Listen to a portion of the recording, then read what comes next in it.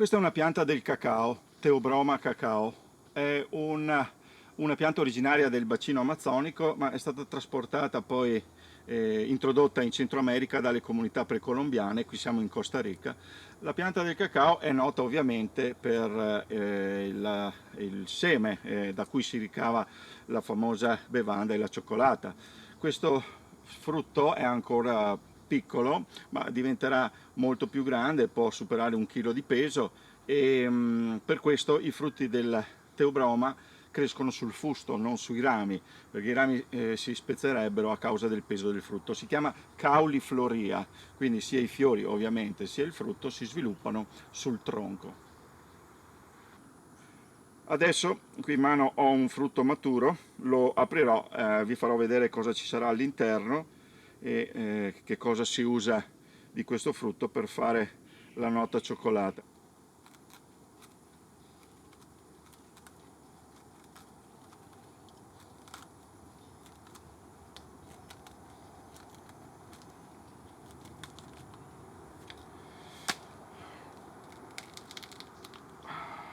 Eccolo qua. Il profumo è piacevole, dolce e fresco. Del cacao si usano solamente i semi che vengono tostati per produrre la polvere che poi darà origine al cacao, ma la polpa attorno ad ogni frutto viene comunque apprezzata dai locali.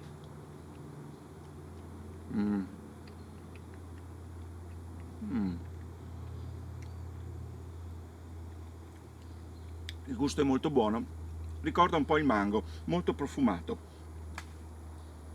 Come vedete questi semi sono grandi come un fagiolo e sono dolci ovviamente perché la pianta vuole farli mangiare da qualche animale che disperderà appunto i semi.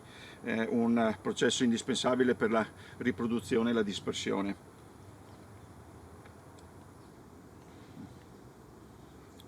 Gli animali che disperdono i semi di questa pianta, del cacao, sono per lo più scimmie e aguti.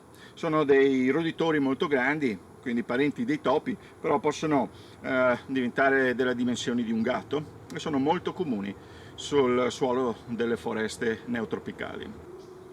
Adesso provo a spezzare un seme, non so se ci riuscirò. Sì.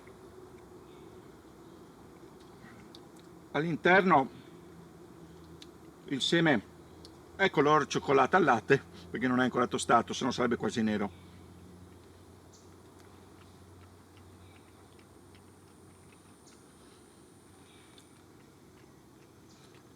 Sto masticando il seme, ma onestamente non sento alcun sapore, non sa di niente, quindi direi che se non è tostato il seme del cacao non sa proprio da cacao.